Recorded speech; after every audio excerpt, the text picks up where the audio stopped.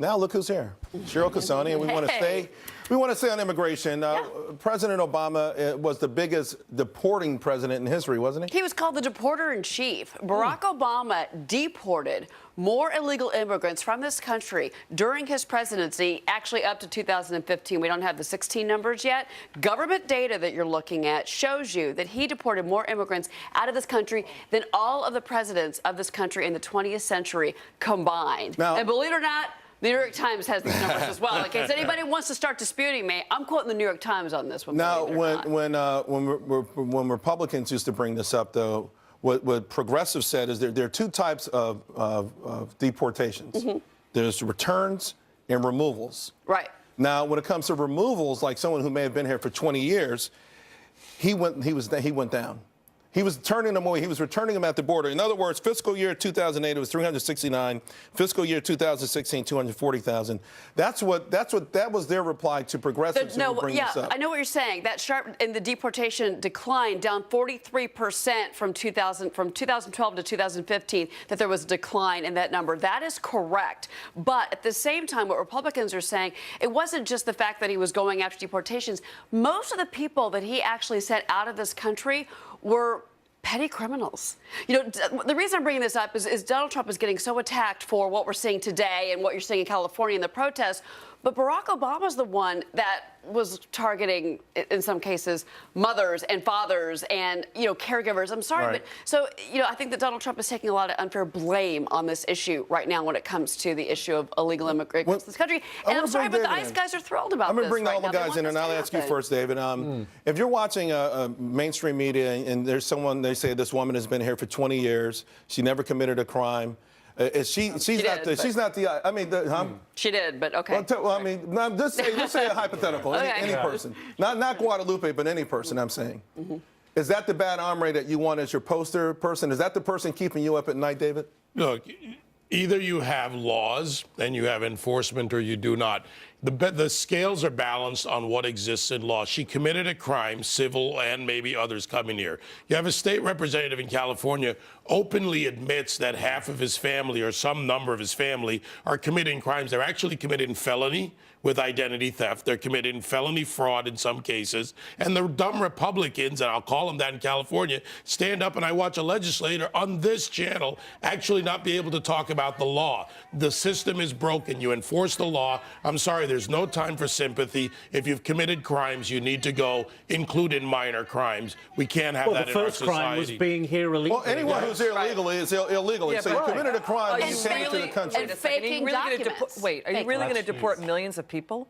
That's going to be a shock to the system. Well, I guess that's what I'm saying, Cheryl, is that right now I think, listen, no one, the drug cartels, the gangs, you know, the guys who... Criminals. Right, real hardcore criminals.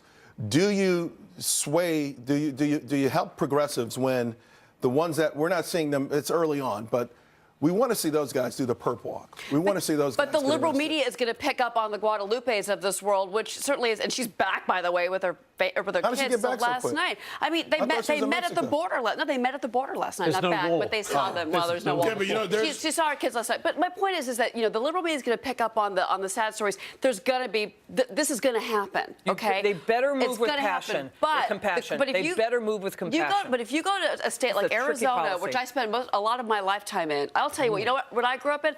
Drunk driving, gun violence, you name it, child trafficking, rape, all of that.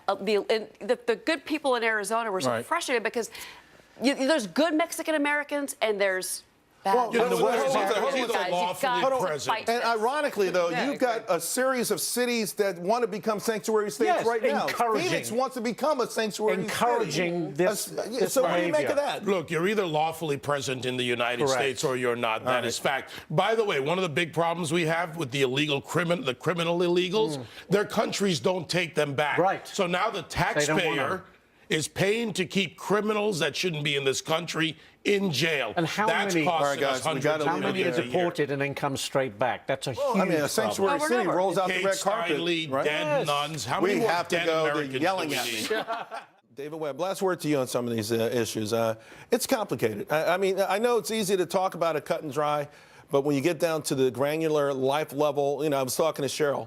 If you go to a beauty salon in New York City and these women do their nails, there may be some woman who's doing your nails for 20 years and came here illegally. What do you do with that? Well, look, you can work on a path to lawful presence. I want people to remember that term, just like it's not Instead of just citizenship. Right. Lawful presence. Are you lawfully present in the United States? There is a way to work that through. The problem is we keep saying that it's not a crime to come here illegally because it's a civil crime to cross or overstay a visa. The fact is, the minute you buy an ID, the minute you purchase somebody's social security card, the minute you go through those forms of identity fraud, you've gone to the level of felony most likely. So this is not a victimless crime situation. And at some point we have to draw the line. Look, I'm all for compassion.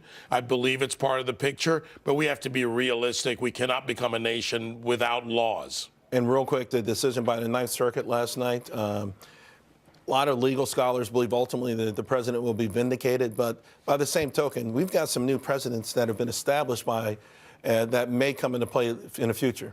Well, look, they're going to lose in the long run. Whether he writes a new order, goes back to the circuit court, I don't believe the tactic should be to go to the Supreme Court. However, what they've done is they've inserted themselves into policy, and that is not the role of the judiciary. Right. Thank you very much, David Webb. Appreciate it.